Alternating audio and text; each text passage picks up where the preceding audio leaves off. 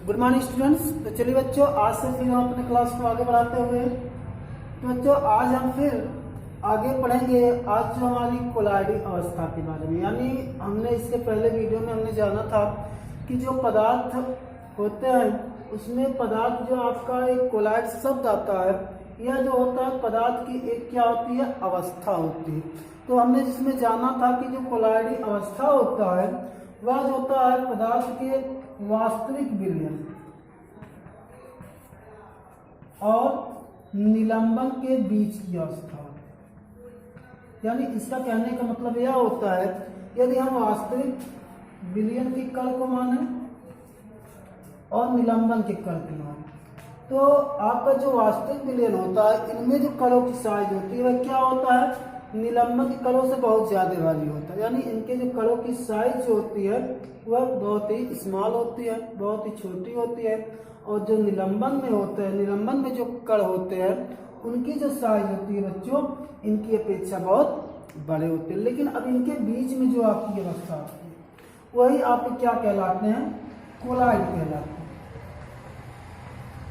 Collide यानी आपका जो कोई पदार्थ जो कोलाइडी अवस्था में रहेगा तो उनके जो कणों की साइज होगी वह बच्चों वास्तविक विलयन और निलंबन के बीच के अवस्था होगी। यानी इनके कणों की जो साइज होगी वास्तविक विलयन और निलंबन विलयन के जो कण होंगे उनके बीच की अवस्था होगी।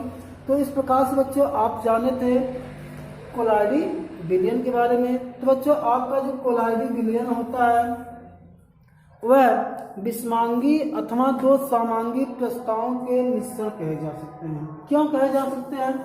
क्योंकि हमारा जो यह कोलाइडी विलयन होता है, यानी आपको हमने बताया कि यह वास्तविक विलयन और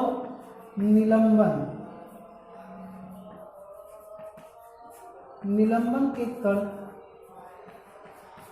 और वास्तविक विलयन के जो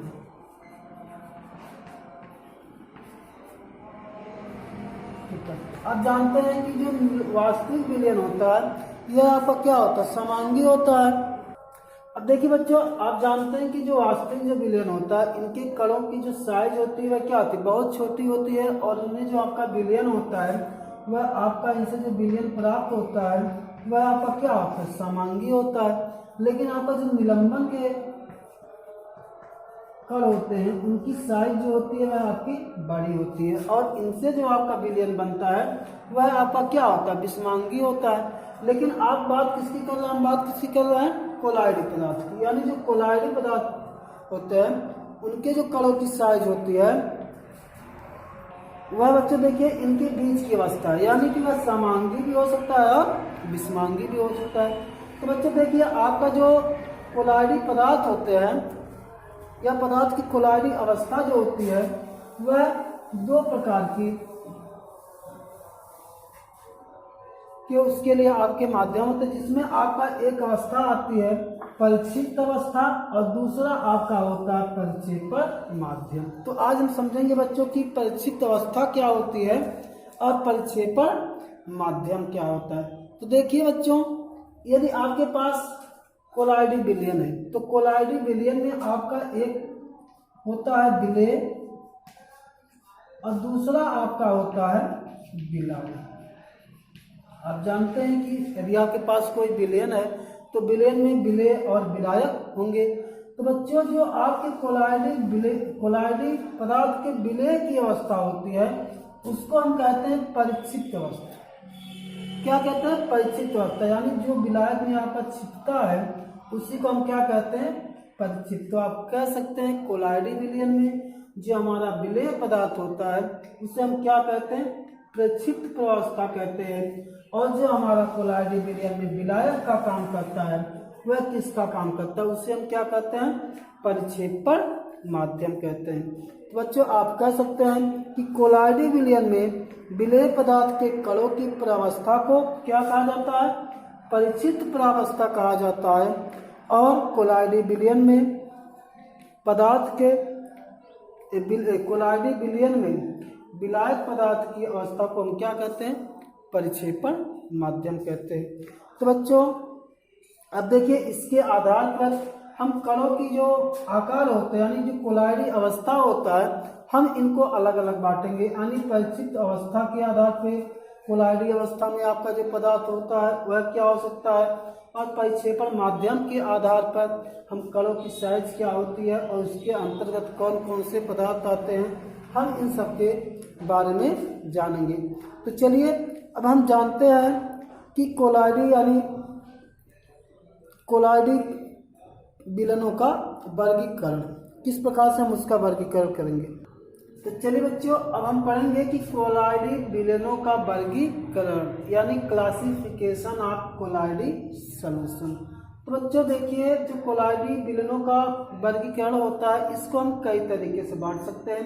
तो पहला नंबर है अवयवों की भौतिक अवस्था के आधार पर, यानी जो आपके अवयव है यानी जो कण है, मान लीजिए कोई आपके पास विलयन है तो उस विलयन में किस प्रकार के कण है उनकी अवस्था के आधार पर कोलाइडी विलयनों को हम 8 प्रकार से बांट सकते हैं। यानी कि जो देखिए आपकी परिचित अवस्था यानी अपरिक्षेपण माध्यम, यानी जब मान लीजिए कोई भी पदार्थ कोलाइडी विलयन है उसमें आपका परिचित अवस्था ठोस में है और परिक्षेपण माध्यम भी ठोस में है, तो उस प्रकार से आपका कौन सा पदार्थ यानी कोलाइडी निकाय क्या होगा और उसके अंतर्गत कौन सा पदार्थ आएगा, हम उसको आपको उदाहरण के माध्यम से समझाएंगे। लेकिन आपको बात एक याद रखना है कि जब 2 या 2 से अधिक गैस, क्या 2 या 2 से अधिक गैस एक ही प्रकार की गैसों से मिलकर एक समांगी विलयन बनाते हैं तो गैस में गैस का विलयन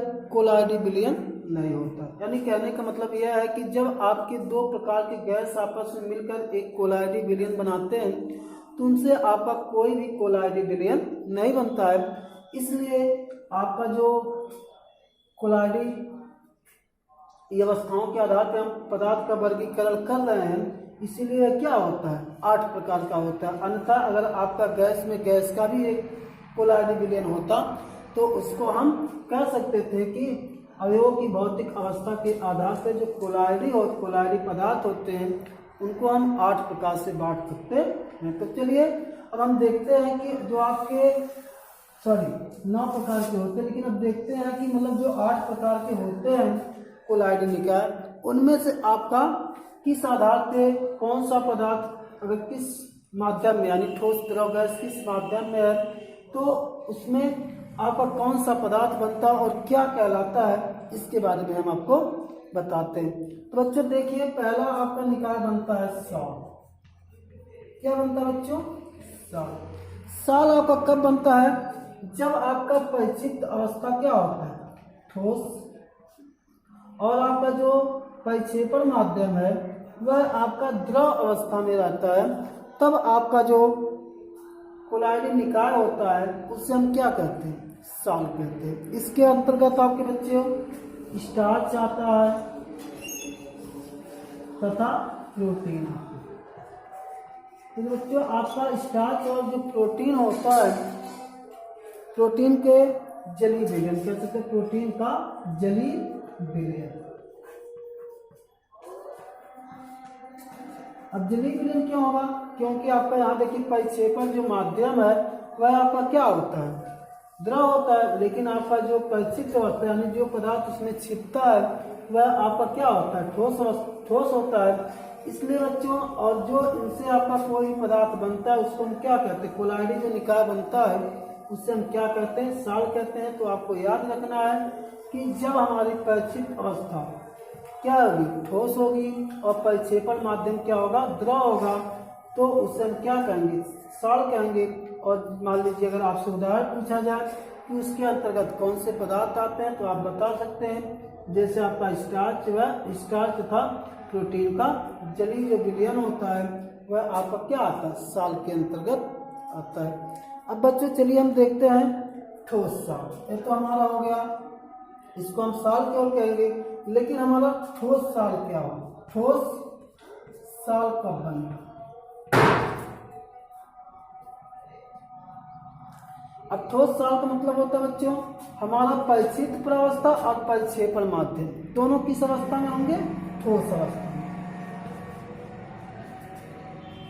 यानी हमारा परिक्षेपण माध्यम भी ठोस होगा और परिक्षेप प्रावस्था भी होगा, तब हमारा जो जाके बनेगा वह हमारा क्या बनेगा, कोलायडी निकाय। तब हमारा उनसे जो आपका साल बनेगा वह कैसा होगा, ठोस होगा। इसके अंतर्गत हमारा जो आता है, जैसे मान लीजिए रंगीन कांच हो गया, और जो हमारे रत्न आते हैं यानी हीरा मोती जो होता है वह आपका कैसा होता है, ठोस होता है। अब उसमें देखिए हमारे जो पदार्थ होते हैं वह दोनों किस अवस्था में, यानी कोई भी पदार्थ होता है उसमें जो कोई आपका एक पदार्थ होगा विलेय और दूसरा होगा आपका विलायक होगा। तो इसमें बच्चों अगर हम रत्न की बात करते हैं तो वह देखिए आपके क्या होते हैं, कठोर होते हैं यानी बहुत मजबूत होते हैं। इसका कहने का मतलब यह होता है इसमें आपका जो आपके पास रत्न होता है उस रत्न में जो विलेय पदार्थ होता है वह भी हमारा किस अवस्था में होता है, ठोस अवस्था में होता है, और जो विलायक होता है वह भी हमारा किस अवस्था में होता है, ठोस अवस्था में होता है। तो बच्चों उस प्रकार के पदार्थ को हम क्या कह सकते हैं, ठोस साल कह सकते हैं। और यदि आपसे पूछा जाए कि ठोस साल के अंतर्गत कौन से पदार्थ आते हैं तो आप बता सकते हैं कि रंगीन कांच हो गया, रत्न हो गया, रत्न का मतलब आप कह सकते हैं हीरा मोती, जो कुछ भी आपके जो मिश्र धातुएं होती हैं तो उनको हम क्या कहते हैं, ठोस साल कहते हैं, क्योंकि जो धातुएं आपकी होती हैं बच्चों वह रत्न के अंतर्गत ही आती हैं। अब आपको बच्चों आता है एक एरोसाल। क्या आता है बच्चों, तीसरा नंबर जो है आपका एरोसाल होता है। तो एरोसाल बच्चों क्या होता है, एरोसाल, एरोसाल में बच्चों आपका क्या होता है, आपको जो परिचित अवस्था होता है वह किस माध्यम में होता है, ठोस होता है, और आपका जो परिक्षेपण माध्यम होता है वह आपका क्या होता है, गैस होता है। क्या होता है बच्चों, गैस होता है। यानी कहने का मतलब होता है यह है कि जब कोई ठोस पदार्थ हमारा किसी गैस पदार्थ में जाके क्या होता है, छिपता है, तो उससे जो हमारा कोलायडी निकाय बनता है उससे हम क्या कहते हैं, एरोसाल कहते हैं। तो एरोसाल आपका कब बनेगा, इसका उदाहरण मान लीजिए आप धुआं। क्या होता है बच्चों, धुआं। अब धुआं देखिए बच्चों, जब हम आग को जलाते हैं तो उसमें से कई छोटे छोटे पदार्थ निकलते हैं और वही छोटे पदार्थ वायु में जाते हैं। वायु में बहुत से क्या गैसें हैं, तो यही गैस क्या होते हैं, वो आपस में मिल जाते हैं और वहाँ किस पदार्थ क्या निर्माण कर देते हैं, धुएं का निर्माण करते हैं। तो बच्चों आपका जो धुआं होता है वह क्या होता है, वह आपका एरोसाल कोलायडी निकाय के अंतर्गत किसके अंतर्गत आएगा, एरोसाल के अंतर्गत आएगा। इसमें आपका जो आप कह सकते हैं जो परिचित प्रावस्था होता है यानी जो विलेय होता है वह आपका किस माध्यम, ठोस अवस्था में होता है, और आपका जो परिक्षेपण माध्यम जिसमें वह छिपता है किस अवस्था में होता है, ठोस अवस्था में होता है, सॉरी गैस अवस्था में होता है। तो इसके अंतर्गत बच्चों हम कह सकते हैं धुआं हो गया। अब ज्वालामुखी का लाभ, ज्वालामुखी का लाभ यानी आप जानते हैं जब आपका ज्वालामुखी उठता है या निकलता है तो आप उसमें से क्या बहुत से गैसें निकलती हैं और उन गैसों के साथ साथ उसमें से क्या बहुत से ठोस पदार्थ निकलते हैं। तो आप कह सकते हैं तो ज्वालामुखी निकलता है तो आपका किसके अंतर्गत आता है, एरोसाल के अंतर्गत आता है, जिसमें आप कह सकते हैं कि हमारा जो परिक्षेप अवस्था होता है यानी जो पदार्थ छिपा रहता है वह किस अवस्था में होता है, ठोस में होता है, और जिसमें छिपा रहता है जिस माध्यम में छिपा रहता है उस पर जो यानी कि जो माध्यम होता है उसका वह किस माध्यम में छिपा होता है, गैस में छिपा होता है। तो बच्चों इस तरीके से आप जानें कि आपका जब परिचित प्रावस्था ठोस हो और परिक्षेपण माध्यम द्रव है तो उससे हम क्या कोलायडी विलयन क्या बनेगा और उससे हम क्या कहेंगे, साल कहेंगे। और इसके अंतर्गत हमारा क्या आता है, स्टार्च और प्रोटीन का जलीय विलयन आता है। फिर दूसरा नंबर हमने जाना ठोस एरोसाल। ठोस साल का मतलब क्या होता है, जिसमें आपका परिचित प्रावस्था और परिक्षेपण माध्यम दोनों किस अवस्था में हो, ठोस अवस्था में हो, तो उससे जो हमारा कोलायडी निकाय बनेगा उसे हम क्या कहेंगे, ठोस साल कहेंगे। और इसके अंतर्गत हमारा बच्चों आता है रंगीन कांच हो गया, रत्न हो गया, आप कह सकते हैं जितने भी आपके धातुएं होती हैं वह भी ठोस एरोसाल के अंतर्गत आते हैं। तीसरा नंबर हमने आपको बताया एरोसाल। तो एरोसाल में क्या होता है बच्चों, आपका जो विलेय होता है वह ठोस अवस्था में होता है, लेकिन जो विलायक होता है यानी परिक्षेपण माध्यम जो आपका होता है वह किस अवस्था में होता है? गैस अवस्था में होता है। और इसके आपका जो बनता है कोलाइडी निकाय उसे हम क्या कहते हैं? एरोसॉल कहते हैं। तो इसके उदाहरण में जिससे हमारा आ जाता है धुआं। धुआं में देखिए बच्चों, हमारा जो ठोस पदार्थ होता है वह छोटे छोटे क्या होते हैं? कण होते हैं, और जो हमारा जिसमें छिपता है वह गैस पदार्थ होते हैं। इस प्रकार से अब देखिए बच्चों, अब मान लीजिए हमारा यहाँ पे हमने देखा परिचित माध्यम हमारे क्या थे? तीनों में क्या थे? ठोस। अब मान लीजिए हमारा परिचित अवस्था आपका द्रव हो और यह हमारा जो परिक्षेपण माध्यम हो वह अलग अलग हो, तो उनसे हमारा किस प्रकार का विलयन बनेगा यानी कोलाइडी निकाय बनेगा क्या, और उससे हम क्या कहेंगे इसको हम देखते हैं। अब देखिए बच्चों, यदि हमारा परिचित प्रावस्था क्या हो? द्रव। क्या हो? द्रव। और परिक्षेपण माध्यम भी हमारा क्या हो? द्रव। तो आपको याद में रखना है यह बात कि जब हमारी परिचित प्रावस्था और परिक्षेपण माध्यम यानी विलेय और विलायक दोनों किस अवस्था में हो? द्रव अवस्था में हो, तो उनसे जो हमारा कोलाइडी विलयन प्राप्त होता है उसे हम क्या कहते हैं? पायस कहते हैं। क्या कहते हैं बच्चों? पायस कहते हैं। इसके अंतर्गत जैसे हमारा होता है दूध आ गया। अब दूध देखिए बच्चों हमारा क्या होता है? एक पायस होता है। और मान लीजिए जल में तेल का मिश्रण, जल व तेल का जो मिश्रण होता है वह भी हमारा किसका काम करता है? एक पायस का ही काम करता है। यानी जो पदार्थ हम मिलाते हैं वह भी हमारा किस अवस्था में होता है? द्रव। और जिसमें मिलता है वह भी हमारा क्या होता है? द्रव अवस्था में होता है। तो इस प्रकार के कोलाइडी निकाय को हम क्या कहते हैं बच्चों? पायस कहते हैं।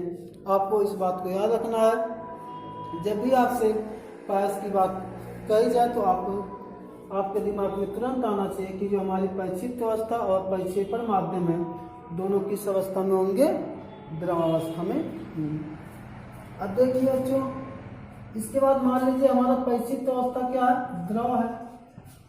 क्या है? द्रव है। लेकिन जो हमारा परिक्षेपण माध्यम है वह क्या हो? हमारा ठोस। क्या बच्चों? ठोस। तो इससे जो हमारा भौतिक कोलाइडी निकाय बनता है उसे हम क्या कहते हैं? जल कहते हैं। क्या कहते हैं बच्चों?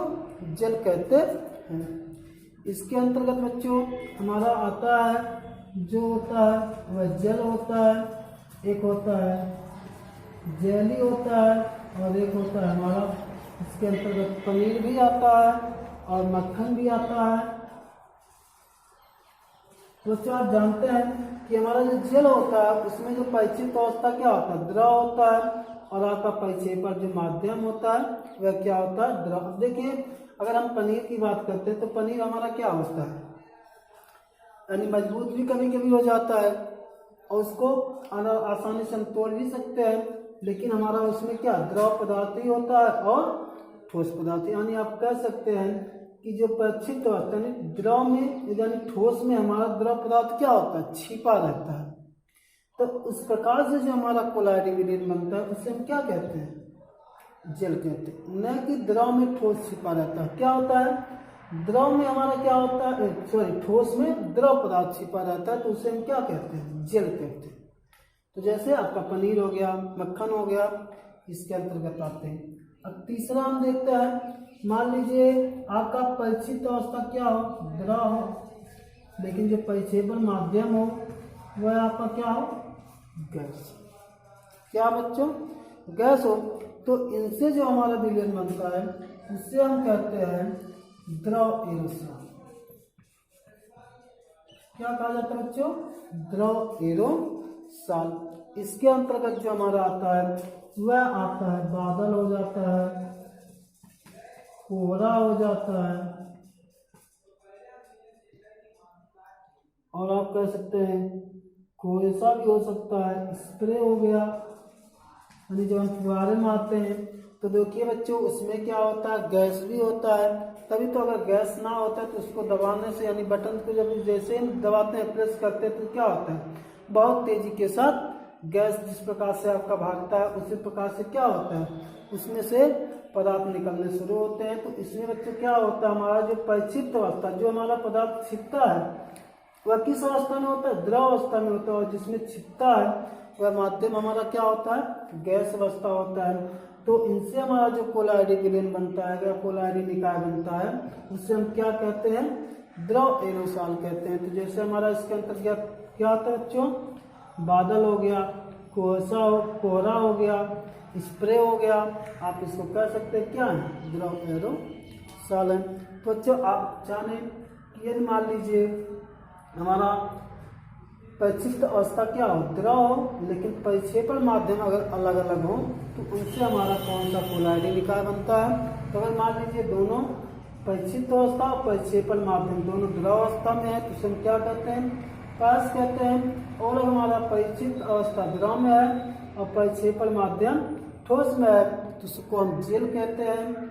और अगर हमारा परिक्षिप्त अवस्था द्रव और परिक्षेपण माध्यम गैस है तो उसे हम क्या कहते हैं, द्रव एरोसॉल कहते हैं।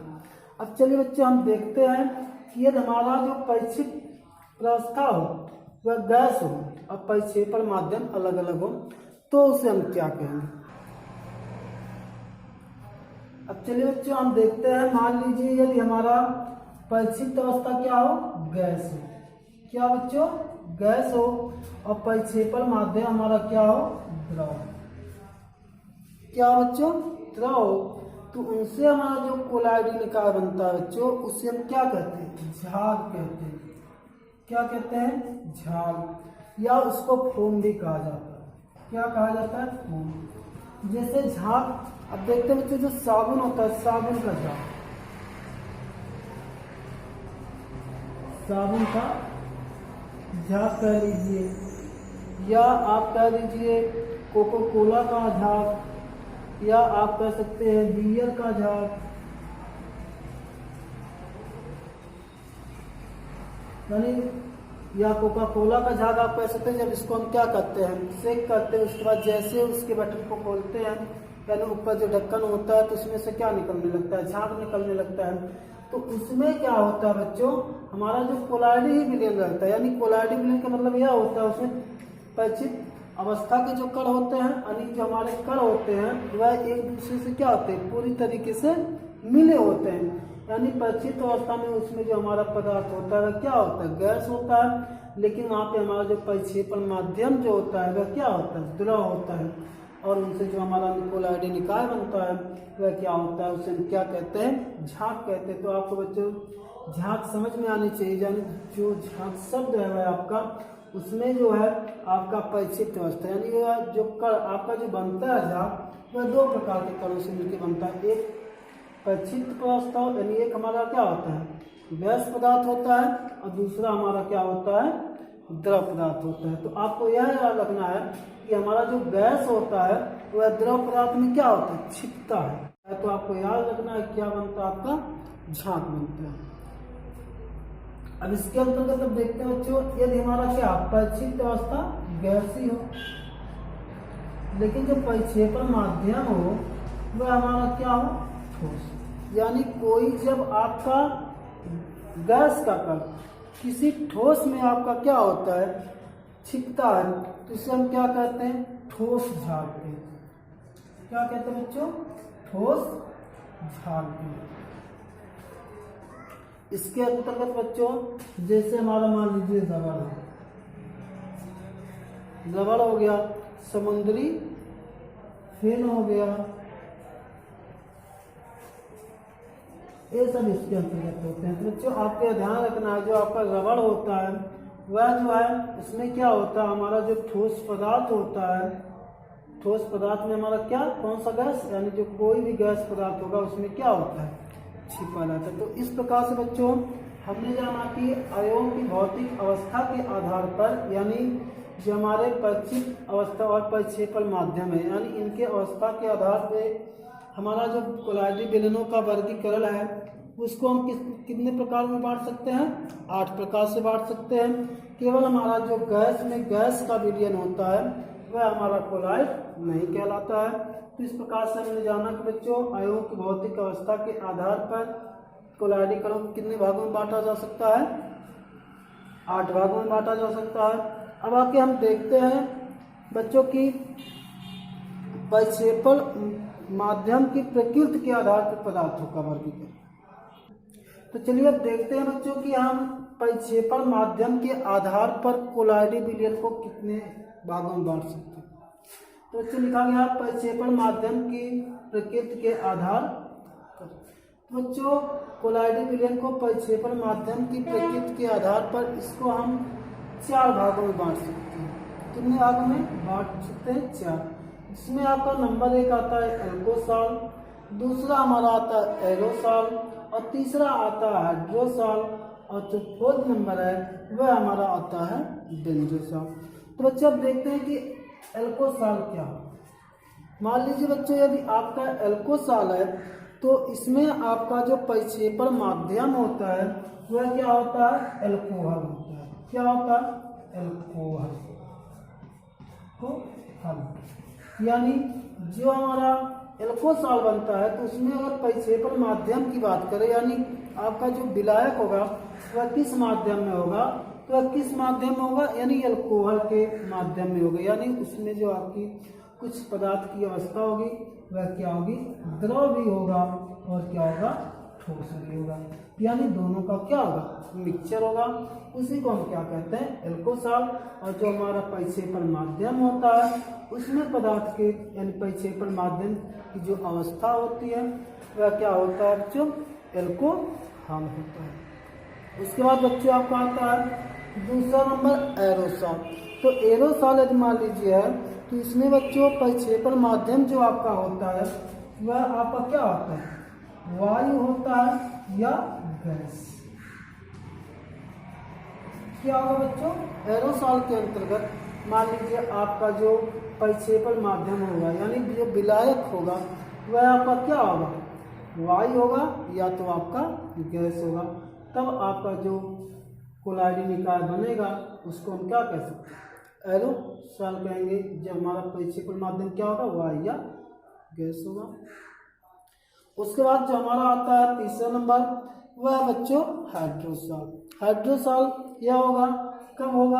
आप कहेंगे इसमें जब हमारा जो प्रक्षेपण माध्यम होगा वह किस अवस्था में होगा? जल की अवस्था में। किस अवस्था में होगा बच्चों? जल। यानी इसमें जो हमारा प्रक्षेपण माध्यम होता है वह किस अवस्था में होता है? यानी जल अवस्था में होता है। यानी कोई भी या तो हमारा माध्यम क्या हो? जल हो या तो इसमें क्या कोई ठोस पदार्थ मिला है या तो गैस पदार्थ मिला है। इनसे हमारा जो पदार्थ यानी जो कोलाइडी निकाय बनेगा उसमें हमारा क्या क्या होगा? वह हाइड्रोसॉल कहलाएगा।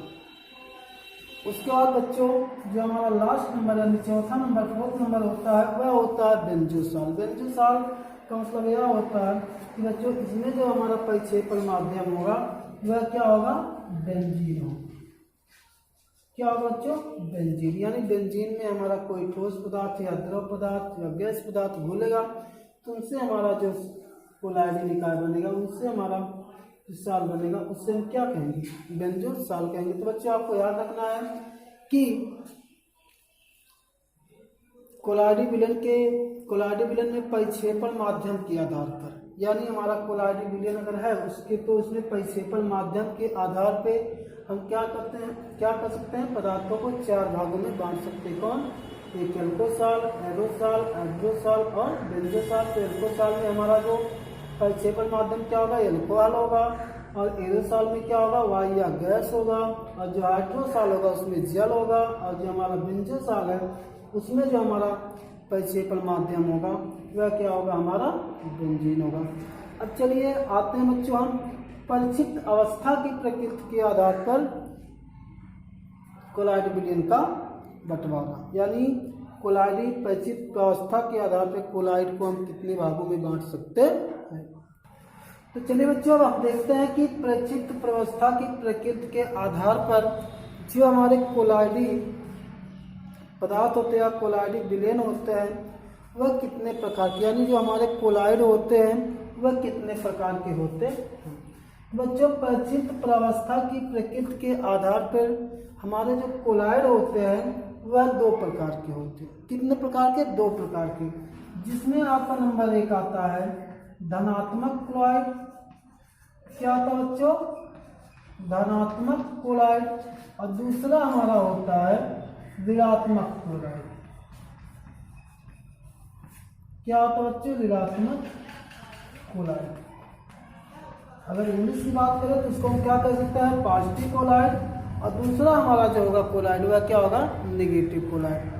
तो बच्चों अब देखिए पॉजिटिव क्लोराइड क्या होता है और नेगेटिव क्लोराइड क्या होता है, इसके बारे में बात करते हैं।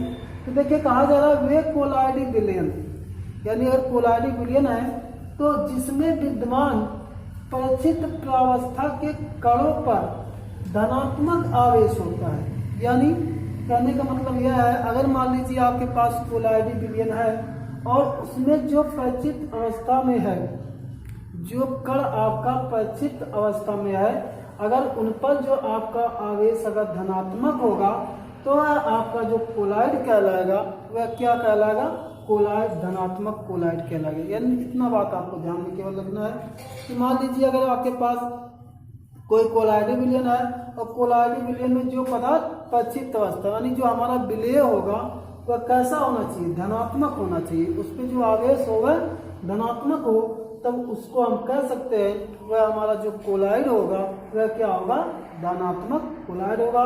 बच्चों इसके अंतर्गत जो हमारे धातु के ऑक्साइड होते हैं वह क्या होते हैं, धनात्मक क्लोराइड होते हैं। जैसे हमारा हो गया FeOH का होल थ्राइस, AlOH का होल थ्राइस और CrOH का होल थ्राइस, इसके अंतर्गत यानी ये धनात्मक क्लोराइड के अंतर्गत आते हैं। अब चलिए दूसरा जो नंबर होता है हमारा ऋणात्मक क्लोराइड होता है।